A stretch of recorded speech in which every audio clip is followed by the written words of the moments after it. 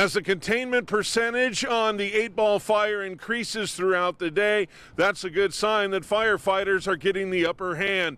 Due to the high winds and due to the critical need to have air tankers at other fires in the Texas Panhandle, on Thursday, firefighters used a ground and pound approach to combat the 8-ball fire. So not only Texas Forest Service, but the local volunteer fire departments are around assisting and making sure that we can go alongside the flanks, so the sides of the fire, to try to prevent spread and get our perimeter contained. I don't think people understand how much heavy equipment is involved in fighting a fire when they can't give us air support, but they do stay in contact with us and with Clarendon to let us know what's being done. We're following behind and looking at hot spots where the fire was at its worst, just giving our eyes on all that and making sure that everything is snuffed out. An evaluation to be conducted by the Incident Command and the Reevaluate Operations Team will be conducted later on Thursday to determine if air tankers need to be brought back to the 8-ball fire. The scoopers and the air tankers can come back. It's going to be pilot discretion with the weather and the wind events, but we did have aircraft up on the Lavender fire, and so there is a potential that they can head this way, weather dependent. The wind in our minds for any firefighter is the devil, and right now, again, the winds are high. We're expected to have high winds in the next couple days. For residents who are impacted by the 8-ball fire, along with firefighters who are assigned to battling this wildland fire, all they can hope for is that the winds calm down beginning on Saturday. Reporting from Donnelly County, I'm Drew Bell, ABC 7 News. After the fire, I'm Abby Molina in Potter County. The Lavender fire burned right up to this property, blackening the ground just yards away from this home. While neighbors were evacuating, this couple made the decision to stay. While they're grateful their property is still standing, they're thankful they made it through safely. Tammy Wallace and her husband were not worried at first until they saw the flames near their home in Valle de Oro. We realized that the fire had crossed the highway and was right up against our property fence, and it was back behind the house. So we left and went to the Bushland Cutoff and realized that we didn't have a place to take our big dogs. So we turned around and came back home, and when we got home, there was a fire truck and firefighters all over the place. Tammy also says she watched over her neighbors' houses and reassured them that the flames had not destroyed them. They weren't allowing people to come out and see their houses, and they were asking me, well, I mentioned that a travel trailer on the property next to us had burned, and I didn't think that just to the north of us there are 2 travel trailers where people are living in them. And I scared the lady she was thinking that it was her travel trailer that had gone up. Tammy's husband Brian says their house is still standing thanks to the hard work of first responders. They had posted up a fire truck here, and the fire truck was from Beaver County down by San Antonio, and these guys were just unbelievable. Unbelievable. I'm a retired cop, and there's always that competition going on between the cops and the hose draggers, but no, those guys literally saved our house. In Potter County, Abby Molina, ABC 7 News. Wildfires have caused Oklahoma to declare a state of emergency. I'm Jose Alcala, where the Ranger Road fire has swept through in Beaver County. The fire started late Tuesday morning and has traveled northeast into Kansas. Over a total of 145,000 acres have been burned, 100,000 of those being in Oklahoma. Bryce Boyer with the Oklahoma Department of Agriculture, Food and Forestry says crews are still working to bring it under control.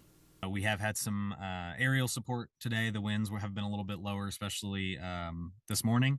So, we're still working to kind of map it, get a better accurate look at acreage as well as what we're dealing with as far as containment. But that it has been very, very fluid and will be until we can kind of get our arms around them a little bit better. According to the Office of Emergency Management in Beaver County, structures and livestock have been lost but cannot confirm exactly how many. No civilian injuries have been confirmed by agencies, but reinforcements have been called to help contain any more outbreaks in the area and assist along the Kansas border. Wednesday and Thursday are also elevated fire risks. So we are seeing elevated risks today as well as tomorrow. That will move. Instead of being just over Northwest Oklahoma, it will become more of a statewide concern. So we'll definitely have our crews out here in Northwest Oklahoma helping with these fires as long as they're needed. The Office of Emergency Management says once the fire is controlled and agencies are able to map the data, they will provide more precise information. In Beaver County, Jose Alcala, ABC 7 News. They got me going that one time, just bounded on my door, say, you gotta leave, you gotta leave. Don't take anything, get in your car and go. Just after 1 p.m. on Tuesday, the 8-ball fire ignited and spread throughout Donnelly County. I'm Drew Howell with ABC 7 News. As a result of the fire, 373 residents of Howardwick had to evacuate on Tuesday. Fast forward less than 12 hours later, and at 2 a.m. on Wednesday morning, residents were asked to evacuate once again. I was very, very impressed with the notifications, and I was very impressed also when the cavalry came running, and when we evacuated, I was amazed because I had never seen a level like that of response. The fire is so tremendous there, causing all kinds of trouble. I don't even know if my house is still standing or not, because when I had to leave, it was coming to my backyard. The attack is on the ground and through the air as multiple agencies are using their resources and equipment to get the upper hand on the 8-ball fire. We really focused on what we call flanking the fire, so on the sides of it. With it being so windy, it's very dangerous to be at the front, the head of the fire. Our strategy with the wind was to contain and make sure that we had the residential areas prepared. For those who evacuated, they have no choice but to wait and continue to monitor updates to see what progress is being made on the 8-ball fire. Reporting from Donnelly County, I'm Drew Howell, ABC 7 News.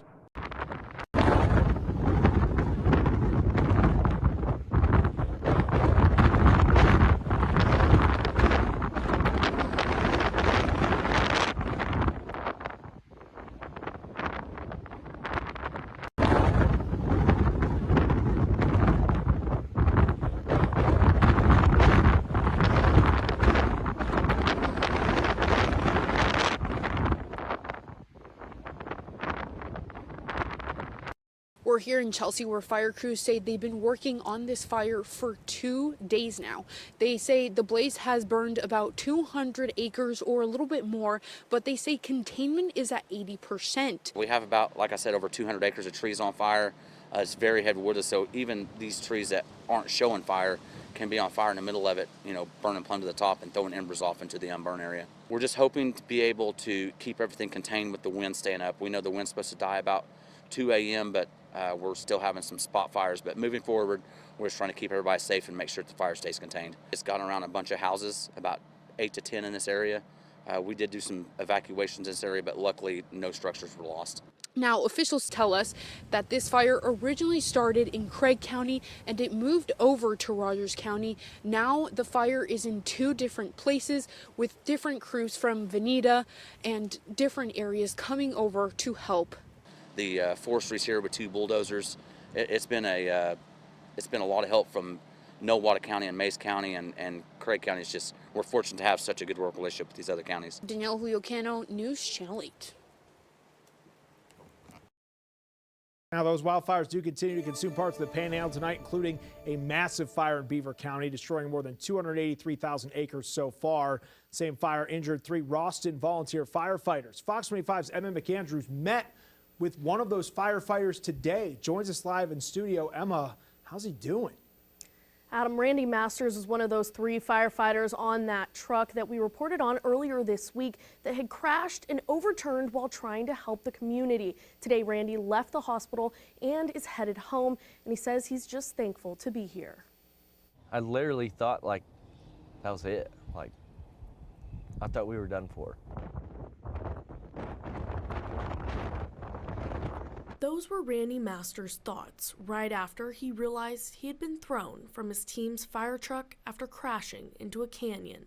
He says there was so much smoke they couldn't see. We were turning to just get on the fire line, and as soon as we turned to get on the fire line, it just basically smoke just overtook us and we couldn't really see anything. That's when the truck overturned into a canyon. When we first fell down in there, like I yelled for him a few times and nothing.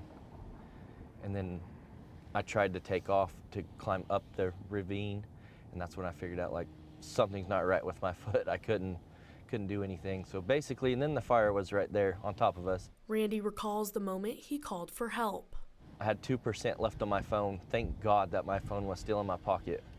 Got my phone out, called her brother, and couldn't really tell him where I was, but I was just like, get on Live 360. And that's the app Randy says saved his life.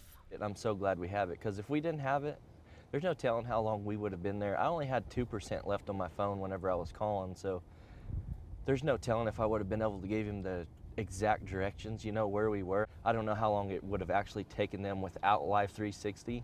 I mean, Live 360, I'm pretty sure, saved our lives. Randy says now he is feeling very thankful. Very thankful. I mean, I don't even really know what to say right now. Still kind of in shock with the whole deal. Just, I don't know. Couldn't ask for a better group of guys on the fire department that I'm on. He says after all of this, and once he's better, he will be back. Not a hero by no means, but if you can just help one person out, save one person's house, or, you know, it's all worth it. In the end, it's just worth going and doing. I love it. Now, according to Masters, Chris Campbell is to be released from the hospital in a week, and Jake Edwards is recovering now at home. A link to donate to each family can be found at okcfox.com. Live in studio, Emma McAndrews, Fox 25 News.